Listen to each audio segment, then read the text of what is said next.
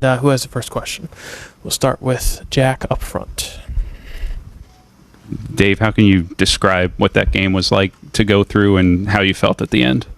I definitely didn't plan it out this way. Certainly a lot of emotions from the way it started to certainly the way it finished. And I'm just so grateful to be in this chair and you know, what our guys did, the resilience, the fight that they had. Certainly all the momentum was on the side of the Yankees, and Garrett was throwing the heck out of the baseball, and for us to, you know, just keep scratching and clawing, and, you know, we were just kind of to the last guy available. And so to see what Walker did, what Blake did, all those guys, and then the big at-bats to get us back in the game was just huge. Well, what was that fifth inning like to go through when they start making mistakes? Like, could your guys kind of just sense like that was the opportunity to make something happen? Yeah, we did, you know, and obviously, you know, the inning before, Aaron makes a great play off of Freddie's bat, and just didn't make a play right there, and we just got a break on the cover in first base, and so we got a couple extra outs, and, you know, it was just good, you know, when you give a good team extra outs, and it was just great for us to take advantage of it. The last row on your left, Chelsea. How long was Walker going to be able to go? Was there a situation where was it just an inning with the side day thing? Or? It was one inning, and so that's why, you know, it was huge that Blake could get Stanton and then punch out Rizzo right there. You know, so that was just our last bullet in the sense of with the lead. Up front of your right, AJ. When you were game planning, did Walker come up at any point, or did that happen within the game? That happened within the game. Seventh inning, he just said that he's going to be available, and you know, I didn't see that even coming into play, but obviously as the game sort of went out, had it played on, we had to keep the game close, and our guys were fighting, and so I just felt that, you know, at that point in time, I was going to be all in. Seems somewhat self-explanatory, but what about him makes you confident in handing him the ball in a spot like that when he's I just think that the experience, the pedigree, we were all in at that point in time, and he wanted the baseball. And I just felt that he wasn't going to run from the moment, and I just felt he was the best option. Third row on your left, Dave. So, pitching-wise, what was your plan if the game had gone to extra innings? I would have probably had Hudson pitch the 10th, and then Kasperius, who threw 2 innings, 50-something pitches, throw the 11th, yeah. Got Clinton right in front of you. Hey, Doc, Mookie had such a workman-like day-to-day in terms of beating the ball out to first base, getting the go-ahead run on the sac fly. Can you tell me a little bit about his playoff performance, not just tonight, but in general, as he's, you know, done everything he's done? No, it's great. I'm, you know, he's one of the guys I'm really excited for because, you know, going into the postseason, that's all people are talking about is how he didn't perform, and, you know, to be able to kind of block out all that noise and still focus on helping us win baseball games. There's not a guy that cares more. And he's a very talented player, and hopefully we can keep this narrative quiet for a little bit because he did everything and played both sides of the baseball. You know, he made some big plays defensively and offensively. He came up big. We'll stay there with Russ. Dave, this season started off what you'd call rocky with your situation in Korea, Mookie break his hand, the starting pitching, Freddie's ankle.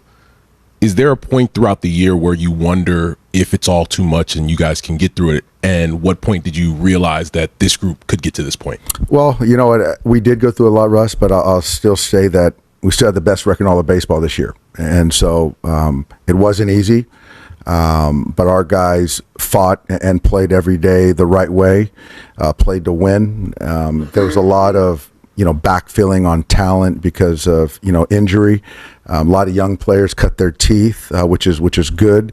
But, you know, one thing is that we just kept going. And so even in the postseason, you know, I don't think anyone had us picked. You know, I don't think they had us picked to get out of the first series. So, you know, for us to go out there and fight and scratch and claw and win 11 games in October, that's a credit to our guys.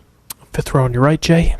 Yeah, when you mapped this out with your pitching, knowing how yesterday went, was there anything in your mind, scenario-wise, that you saw having to take Flaherty out as early as you did, and how you were going to navigate the remainder of those 27 outs? No, there wasn't. And obviously, if I have to use potential Game 7 starter in the 9th inning, that just speaks to we didn't have enough pitching. So I was trying to get as much as I could out of Jack.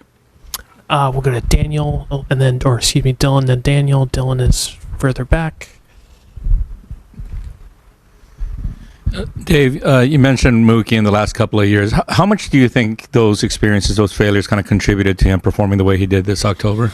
I think it has something to do with it. I think it was certainly, it's been on his mind, all year as far as once we get to the postseason, it doesn't matter until I perform in the postseason, all that stuff that he was saying.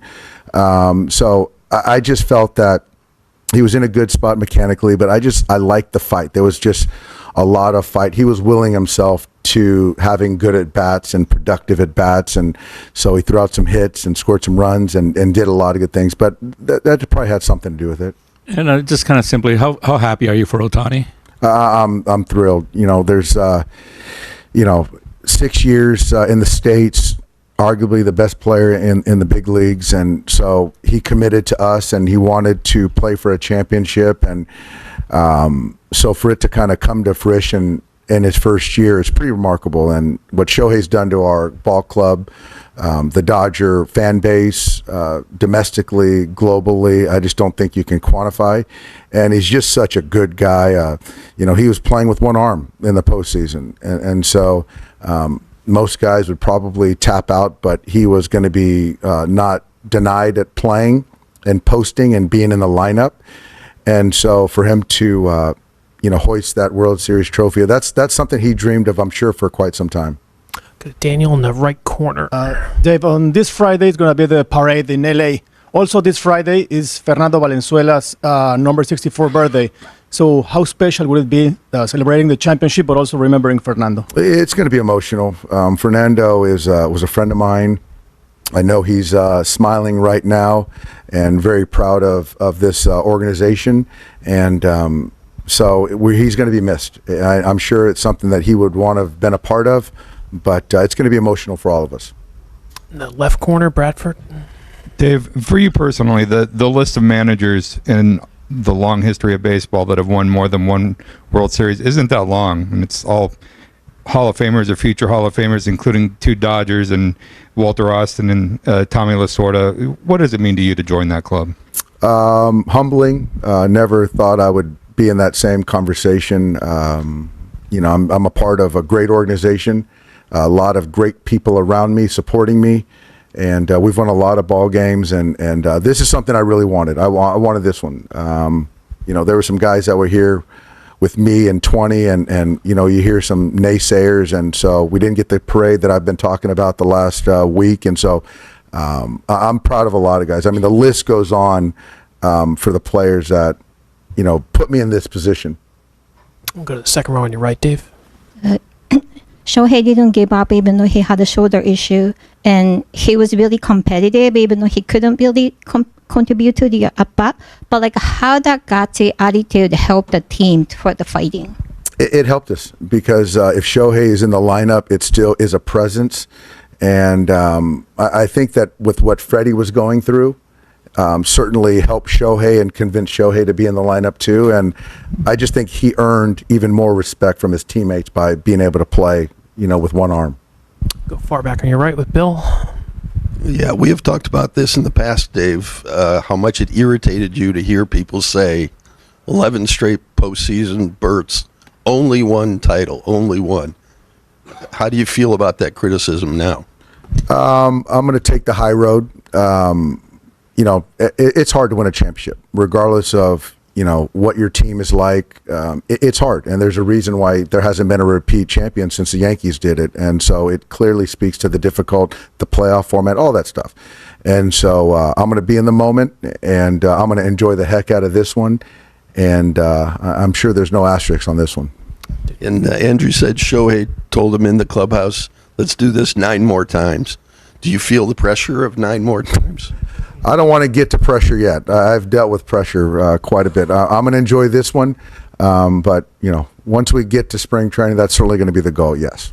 The 2 last ones, Jack, on your left. To kind of piggyback off that, like Andrew's talked about wanting this to be a golden era of Dodger baseball. Like, does a second title and kind of the way you guys did it this year feel like it cements that a little bit?